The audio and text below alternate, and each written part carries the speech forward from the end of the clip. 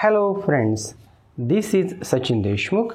I am a primary graduate teacher at Jilla Parishad Primary School Adgaon, and we are preparing some videos during the summer vacation for our students. We want to improve their spoken English, we want to improve their knowledge of English grammar. That's why we are preparing these videos. These videos, they are useful for students of other schools also. So I request you to subscribe to my channel and share my videos with other students. Today we have chosen one topic from English grammar, that is have and has. Have and has. आज आपण have आणि has ह्याचा वापर कसा करायचा, ह्या दोन शब्दांचा वापर वाक्यांमध्ये कसा करायचा ते अभ्यासणार आहोत. आता लक्षात ठेवा, आय करता जर आय, त्यानंतर यू, आय, वी, यू, दे किंवा प्लुरल अनेकवचनी नाम असेल, प्लुरल नाउन, तर प्लुरल नाउन जर असेल तर आपल्याला हॅव वापरायचा आहे.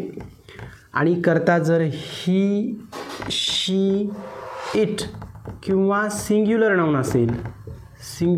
असेल तर आपल्याला त्यासमोर हॅज वापरायचं आहे. आता हॅव आणि हॅज हे काय करतात, पोझिशन दाखवतात, मालकी दाखवतात. आता इथे आपण काही वाक्य तयार करूयात. I have a pen. I have a pen म्हणजे माझ्याकडे एक पेन आहे, माझ्याकडे एक पेन आहे. We have bags. आमच्याकडे बॅग्स आहेत. We have bags.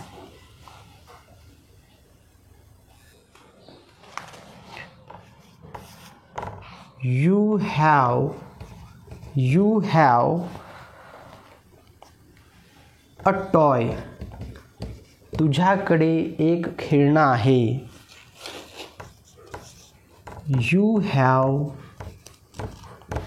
cars. तुमच्याकडे कार आहेत.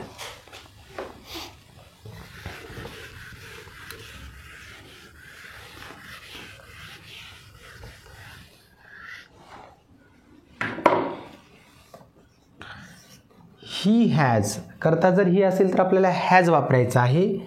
ही हॅज अ सिस्टर. त्याला एक बहीण आहे. She has a brother. तिला एक भाऊ आहे. It has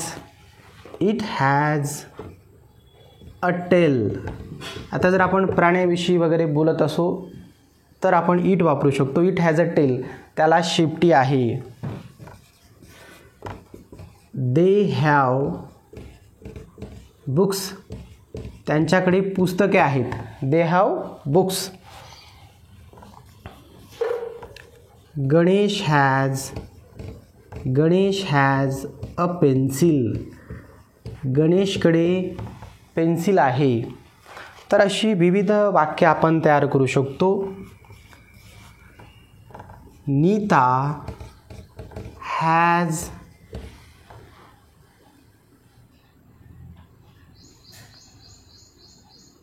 has a wrist watch.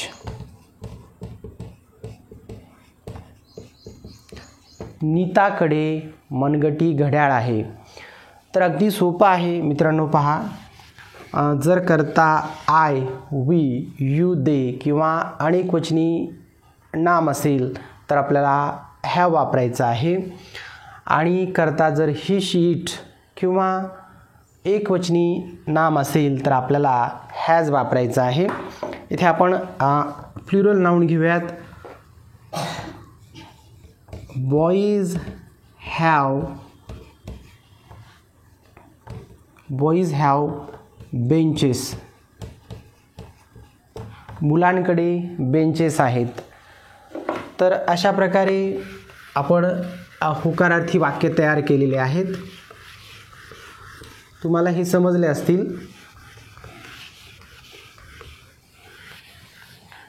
आणखीन एक वाक्य आपण तयार करूयात. Sita has a कझन.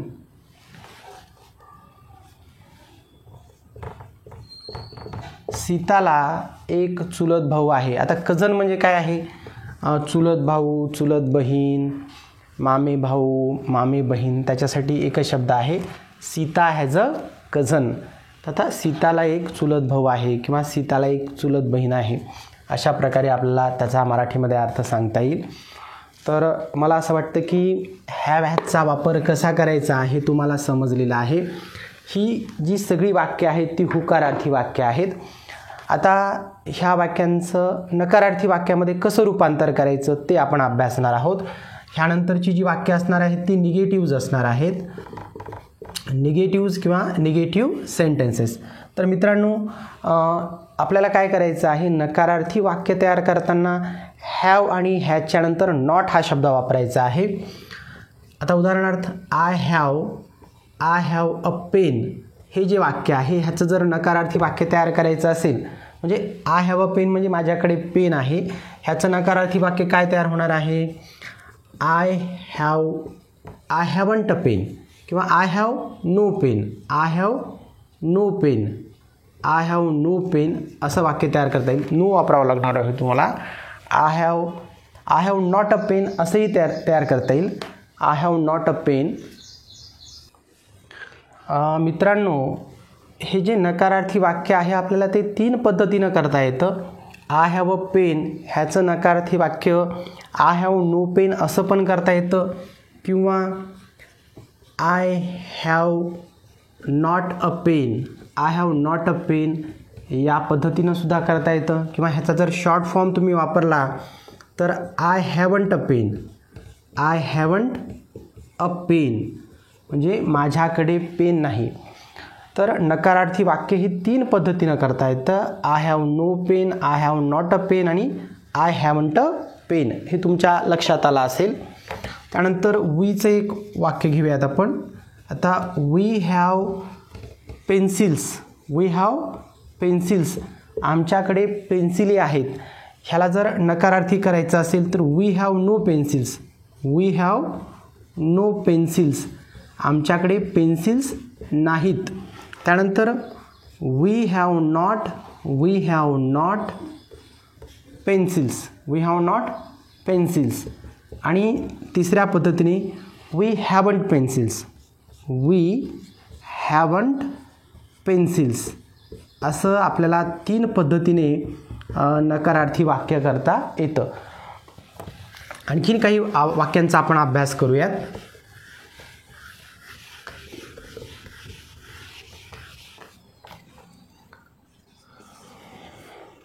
You have a car. आपण जर असं वाक्य घेतलं होकारार्थी, यू हॅव अ कार तुझ्याकडे कार आहे, ह्याचं जर नकारार्थी करायचं असेल तर you have no car, you have no car तुझ्याकडे कार नाही असं एका पद्धतीनं होईल. दुसऱ्या पद्धतीने you have not a car, you have not a car अर्थ तोच राहील. आणि जर आपण शॉर्ट फॉर्म वापरलं तर you haven't a car, you haven't a car ह्याला कॉन्ट्रॅक्टेड फॉर्म असं म्हटलं जातं, यू हॅवंट अ कार.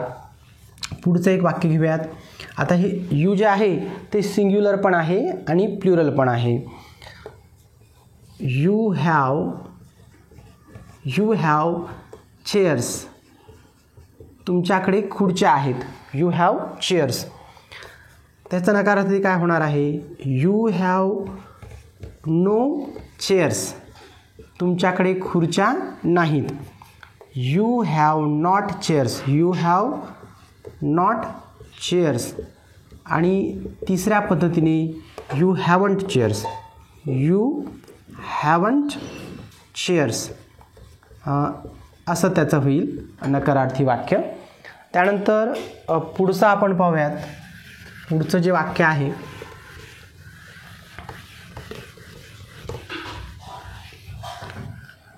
शीचं एक वाक्य आपण घेऊयात.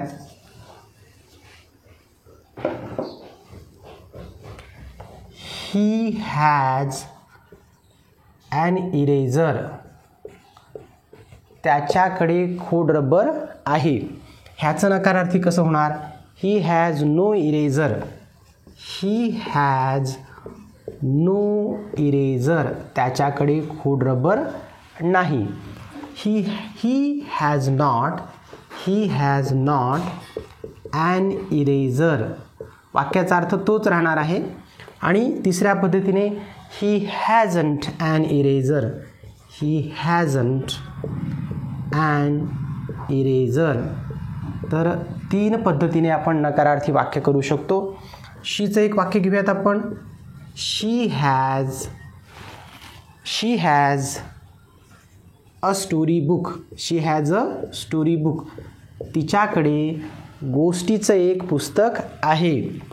शी has no story book. She has no story book. तिच्याकडे गोष्टीचं पुस्तक नाही.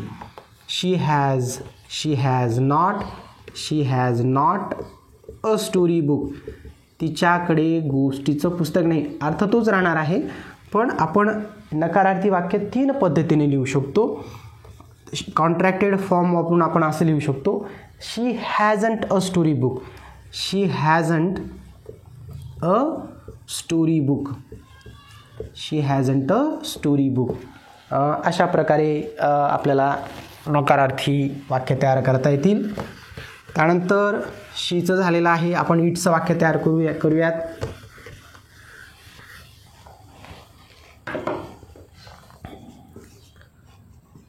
It has a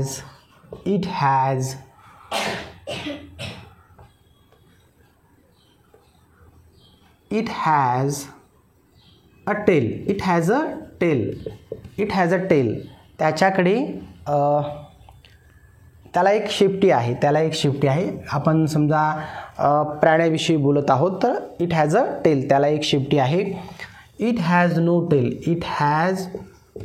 tail. त्याला शेपटी नाही. त्यानंतर it has not a tail. त्यानंतर हेच वाक्य आपल्याला कॉन्ट्रॅक्टेड फॉर्म वापरून असं लिहिता येईल. It hasn't a tail. असं आपल्याला लिहिता येईल. त्यानंतर राम हॅज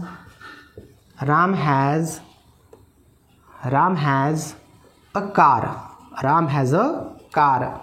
रामकडे कार आहे. तर राम हॅज नो कार. पाहिजे सिंग्युलर नाउन असेल तर आपल्याला हॅज वापरायचं आहे. Ram has no car. रामकडे कार नाही. आणि राम हॅजंट अ कार. वाक्याचा अर्थ तोच राहणार आहे. नाही, आपण ह्याच्या अगोदर सुरुवातीला आपण हॅज नॉट घेणार आहेत आणि नंतर हॅजंट घेणार आहेत. Ram has not a car. आणि त्यानंतर ह्याचं जे कॉन्ट्रॅक्टेड फॉर्म आहे तर राम हॅजंट अ कार.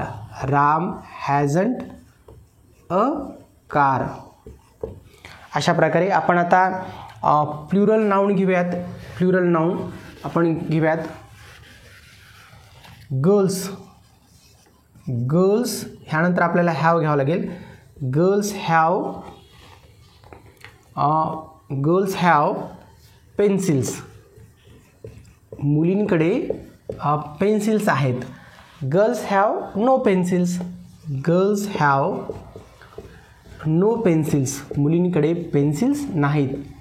आणि गर्ल्स हॅव नॉट पेन्सिल्स. आणि त्यानंतर कॉन्ट्रॅक्टेड फॉर्म वापरलं तर गर्ल्स हॅवंट पेन्सिल्स असं वाक्य आपल्याला तयार करता येईल. Girls haven't pencils.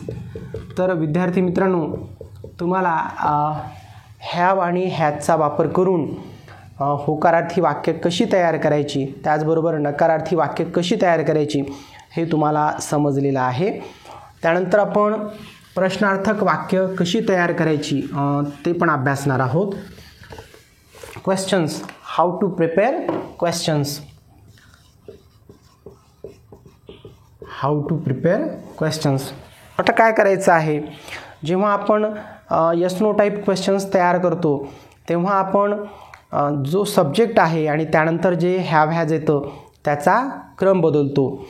तर या ठिकाणी आपण प्रश्न तयार करताना काय करूयात, क्रम बदलूयात. हॅव यू अ कार, तुझ्याकडे कार आहे का. आता जर कार असेल तर होकारार्थी उत्तर तो काय देईल. आता हॅव यू अ कार, मला जर कोणी प्रश्न विचारलं तुझ्याकडे कार आहे का, माझ्याकडे असेल तर मी काय म्हणणार, यस आय हॅव, माझ्याकडे कार आहे, असं त्याचं उत्तर येणार आहे. हॅव आय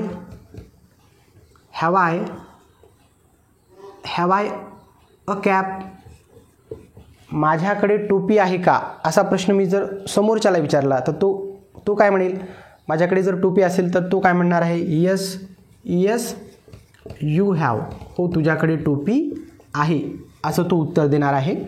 त्यानंतर हॅज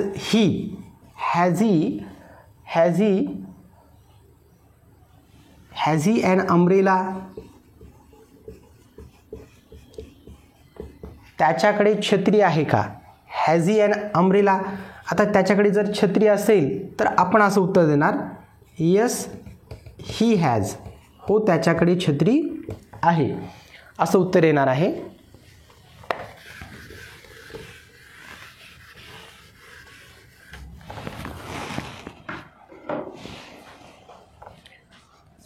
आता पुढचा प्रश्न, हॅज शी अ मिरर, तिच्याकडे आरसा आहे का. आता तिच्याकडे जर आरसा नसेल तर आपण काय उत्तर देणार, नो शी हॅजंट, नसेल तर, असेल तर yes she has.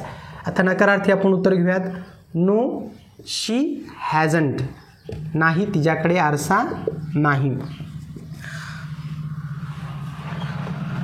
Has it a toy, आता इट हा जो शब्द आहे तो लहान बाळासाठी सुद्धा आपल्याला वापरता येतो आणि प्राण्यांसाठी पण वापरता येतो. आता हॅज इट अ टॉय, समजा एखादा लहान बाळ आहे आणि त्याच्याकडे खेळणं आहे का, असं जर आपल्याला विचारायचं असेल तर हॅज इट अ टॉय, त्याच्याकडे जर असेल तर यस इट हॅज येणार, नसेल तर उत्तरामध्ये काय नाही, त्याच्याकडे जर खेळणं नसेल तर आपण काय म्हणणार, नो इट हॅजंट, असेल तर यस इट हॅज असं येणार आहे.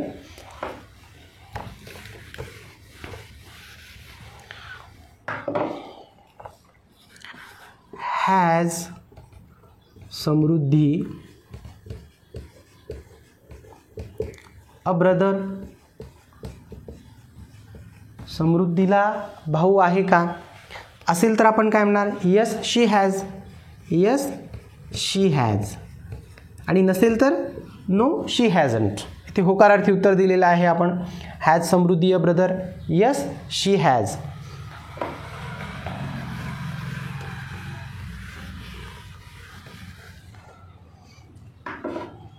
पुढचं वाक्य घेऊयात, हॅज गर्ल्स फ्लावर्स, मुलींकडे फुले आहेत का, असतील तर यस दे हॅव असं उत्तर येणार आहे. सॉरी, इथे माझं थोडंसं चुकलेलं आहे, गर्ल्स असल्यामुळे आपल्याला हॅव घ्यावं लागणार आहे प्रश्नामध्ये. हे आडेकवचनी प्लुरल नाउन असल्यामुळे हॅव घ्यावं लागणार आहे. हॅव गर्ल्स फ्लावर्स, मुलींकडे फुले आहेत का, यस दे हॅव असं उत्तर येणार आहे. ते फुल स्टॉप येणार आहे. तर मित्रांनो, विद्यार्थी मित्रांनो, आपण हॅव हॅजचा वापर कसा करायचा, त्याचबरोबर होकारार्थी वाक्य, हॅव हॅजचा वापर करून होकारार्थी वाक्य तयार करणं, त्याचबरोबर नकारार्थी वाक्य तयार करणं आणि त्याचबरोबर प्रश्न तयार करणं, प्रश्नांची उत्तर देणं, हे सर्व अभ्यासलेलं आहे. आता ही शीटच्या संदर्भात आणखीन थोडंसं जर पुढे आपण जर गेलो तर ही आणि शीच्या संदर्भात थोड्या वेगळ्या पद्धतीनं पण आपल्याला प्रश्न तयार करता येतात. पहा, क्वेश्चन्समध्येच थोडंसं वेगळ्या पद्धतीनं प्रश्न तयार करता येतात ही आणि शीच्या संदर्भात.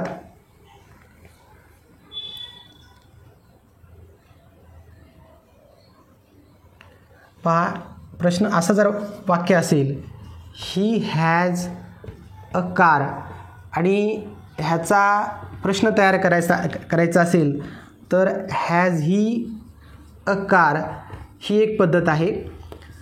आणि दुसरी जी पद्धत आहे, दुसऱ्या पद्धतीमध्ये आपल्याला प्रश्न अशा पद्धतीने सुद्धा तयार करता येतो, does he have a car, does he have a car असा सुद्धा आपल्याला प्रश्न तयार करता येतो, does he have a car. तर हा जरा थोडासा सोपा प्रश्न आहे आणि हा सुद्धा तयार करता येईल सरावानी. अशा पद्धतीने सुद्धा तुम्हाला प्रश्न तयार करता येईल, does he have a car असाही प्रश्न तयार करता येईल.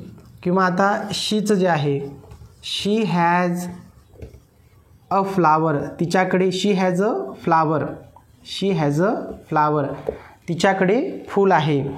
तर ह्याचा प्रश्न कसा तयार होईल, has she a flower, has she a flower. आणि दुसऱ्या पद्धतीनं म्हटल्यास does she have, does she have a flower, तिच्याकडे फूल आहे का. तर अशा पद्धतीने सुद्धा प्रश्न तयार करता येतो.